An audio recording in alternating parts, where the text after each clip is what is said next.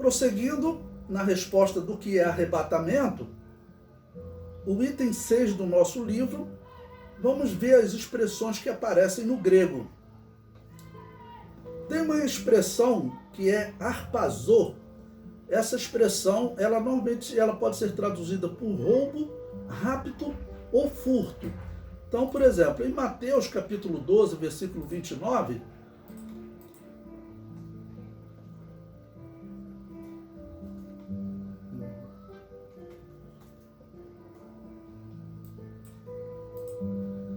Mateus 12, 29 diz: ou como pode alguém entrar em casa do homem valente e furtar os seus bens, se primeiro não manietar o valente, saqueando então a sua casa? Então, aqui a expressão saquear, tá bom, é a tradução desse termo harpazô. Ou também arrebatar no sentido de furtar ou raptar. Então, em João capítulo 10, versículo 12, está escrito o seguinte: mas o mercenário que não é pastor, de quem não são as ovelhas, vê vir o lobo e deixa as ovelhas e foge, e o lobo as arrebata e dispersa. Então, esse termo aqui ele é também usado para traduzir esse termo harpazô.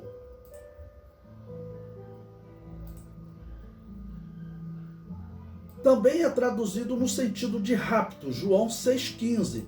Bom, no sentido de rapto, seria assim, na visão cristã, o que melhor se aplica ao cristianismo. Por quê? O rapto, você perguntando para um advogado, e como é que se registra um rapto na delegacia? Se a pessoa chegar na delegacia e falar, olha, levaram a minha filha, aí o delegado vai perguntar, eles estão pedindo algum dinheiro? Tá, eles estão pedindo que eu deposite 1 milhão. Ele vai registrar isso como sequestro, tá bom? Agora, se levar a minha filha, não, foi o namorado, eles fugiram por amor, então eles registram isso como um rapto, ok? Então, no caso da igreja, se aplicaria melhor, porque rapto é como você levar por amor, ok? Então, é o rapto da igreja. E como despedaçado também em Atos 23, 10. Judas a utiliza para a conquista de uma alma. Em Atos 8, 39, é usada para descrever um arrebatamento físico, que é o arrebatamento. Vamos dar uma lida nesse texto. Atos capítulo 8, versículo 39. E quando saíram da água, o Espírito Santo, o Espírito do Senhor, arrebatou a Filipe e não viu mais o eunuco, e jubiloso continuou o seu caminho. Esse é um arrebatamento físico, né? Não é como o arrebatamento da igreja. Claro, Filipe vai ser visto em outros locais da terra, depois Filipe vai morrer normalmente. O termo no grego é o mesmo, harpazô. Em 2 Coríntios capítulo 12, versículos 2 e 4, Paulo a usa para descrever um arrebatamento que ele não sabe se foi físico ou do espírito. Ele diz que um homem, se no corpo, se fora do corpo, ele não sabe, Deus o sabe. Então ele não sabe dizer se foi de um arrebatamento do espírito ou físico. Harpazô também é utilizado para descrever Deus levando o filho da mulher em Apocalipse capítulo 12, versículo 5, quando João tem uma revelação de uma mulher, simboliza o povo de Deus, dando à luz a um varão que há de reger as nações com vara de ferro, ou seja, é Jesus, tá bom? Mas o filho ele é arrebatado, ou seja, está falando da ascensão de Jesus aos céus, tá bom? Então, a ascensão de Jesus aos céus também foi, nessa simbologia do Apocalipse, um arrebatamento. Por fim, Paulo usa este termo para falar do arrebatamento da igreja. Bom, vamos ler porque esse é um termo-chave, né? Ele é muito conhecido, mas é um termo-chave. Ele diz, depois, nós os que ficarmos vivos, os mortos já ressuscitaram incorruptíveis, e depois nós os que ficarmos vivos, seremos arrebatados juntamente com eles nas nuvens, a encontrar o Senhor nos ares, e assim estaremos sempre com o Senhor, ou seja, nos juntamos aos mortos em Cristo e somos levados com o Senhor para os ares. Então, o termo harpazo é um termo assim bem comum no uso do arrebatamento da igreja e também de outros termos. E tem outros termos que vocês podem ver, o termo paralambano, que é normalmente traduzido por levar ou tomar. Então tem um texto interessante, por exemplo, Lucas capítulo 17, versículos 34 e 35, que está escrito o seguinte, olha, digo-vos que naquela noite estarão dois numa cama, um será tomado e outro será deixado. Duas estarão juntas moendo, uma será tomada e outra será deixada. Então, quer dizer, Jesus está dizendo o seguinte, claro, o arrebatamento, as obras de um não interferem nas obras de outro. Estou falando obras aqui como comportamento em relação à palavra de Deus, a obediência a Deus, tá ok? Então, essas obras que são como frutos, que João Batista disse que o machado está posto à raiz das árvores. Se o homem não tiver esse fruto, essa obra, ele não será salvo. Não é a obra para ser salvo, você fazer alguma coisa, trabalhar, evangelizar para ser salvo, não. É a obra em termos de comportamento. É isso, tá ok? Então, o que a pessoa estiver fazendo de certo, ela será levada. E se a outra estiver fazendo algo de errado, em relação à palavra de Deus, será deixada. Qual o termo utilizado nesse versículo? É esse termo paralambano, tá bom? 6.3 tem também o termo maranata. Este termo provavelmente originou-se do aramaico maran, nosso Senhor, e do verbo ata, vir, e portanto significa nosso Senhor está vindo ou nosso Senhor vem. Bom, o termo maranata, ele aparece 2 vezes no Novo Testamento. Então, eu vou ler aqui em Apocalipse 22, versículo 20. Aquele que testifica estas coisas diz, certamente cedo venho. Amém. Ora vem Senhor Jesus. Então, esse ora vem Senhor Jesus é exatamente a tradução do termo maranata. E nós temos também o termo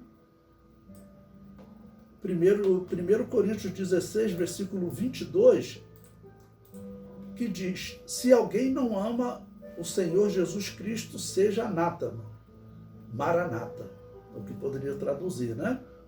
Ora vem Senhor Jesus, o nosso Senhor está vindo.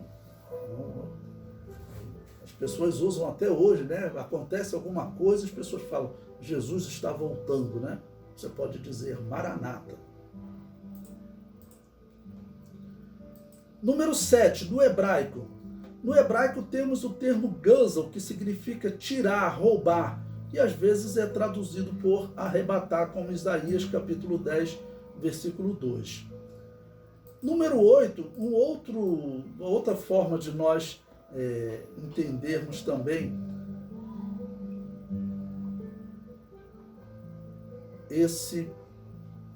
o arrebatamento está em Mateus capítulo 28, versículo 20. Né? Jesus Cristo diz, ensinando-as a guardar todas as coisas que eu vos tenho mandado.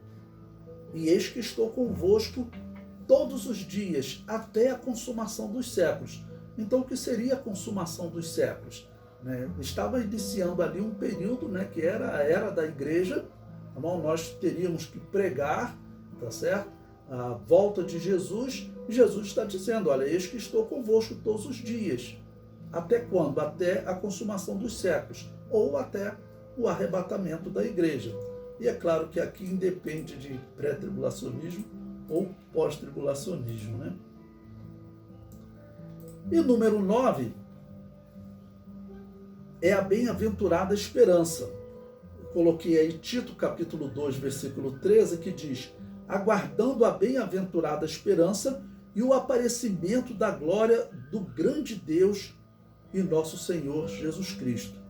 Então, lembrando, o apóstolo Paulo escrevendo a Tito, os cristãos né, da igreja primitiva, eles sofriam muito. Eles sofriam muito. Vão estar sofrendo nas mãos dos romanos, coisa que os judeus eles não sofriam. Os judeus eles tinham um privilégio no Império Romano que o imperador César havia dado a eles. Qual era? Os judeus eles tinham um documento especial que o César autorizou eles a adorar apenas o Deus deles. Ou seja, eles podiam dizer que os deuses romanos não existiam. Era o que os judeus acreditavam. Então o César deu esse documento a eles. Isso foi usado pelos judeus, claro, por muito tempo. Já os cristãos não tinham esse documento. Então, por isso, os romanos tinham ódio dos cristãos. Porque, claro, eles diziam, como que esse povo diz que o nosso Deus não existe? Como vão começar as perseguições religiosas? As perseguições religiosas, o principal motivo será esse. Nero vai usar os cristãos como cobaia, apenas para esconder, segundo a história, que ele botou fogo em Roma, né? Usou os cristãos para jogar a culpa. Mas as outras perseguições não. A questão era a seguinte: por que nós estamos perdendo a guerra para os galeses, né? Os celtas, os bárbaros? Os romanos começaram a perder muitas guerras. E os sacerdotes romanos diziam, olha, quem determina a vitória ou a derrota são os deuses. E os nossos deuses estão aborrecidos. Mas por que eu devo matar mais animais? Não, é que tem um povo aqui no nosso meio que diz que os nossos deuses não existem. Então obriga esse povo a adorar Júpiter. É só isso que nós queremos. Adora Júpiter, reconhece, porque senão os nossos deuses não nos dão vitória na guerra, porque eles acreditavam que os deuses predestinavam a vitória ou predestinavam a guerra. O que eu sempre falo, essa doutrina, essa interpretação da predestinação, como Agostinho usou, é uma doutrina pagã. Os pagãos acreditavam nisso e por isso a igreja vai sendo perseguida. Os judeus não eram perseguidos nesse momento, tá ok? Então os cristãos eram perseguidos pelos judeus, infelizmente eles, quando tinham a autoridade, o governo, eles perseguiram, tá bom? E a partir principalmente de Nero e depois diversas perseguições religiosas. Então, quando eles liam essa carta, né, a bem-aventurada esperança. Qual é a bem-aventurada esperança?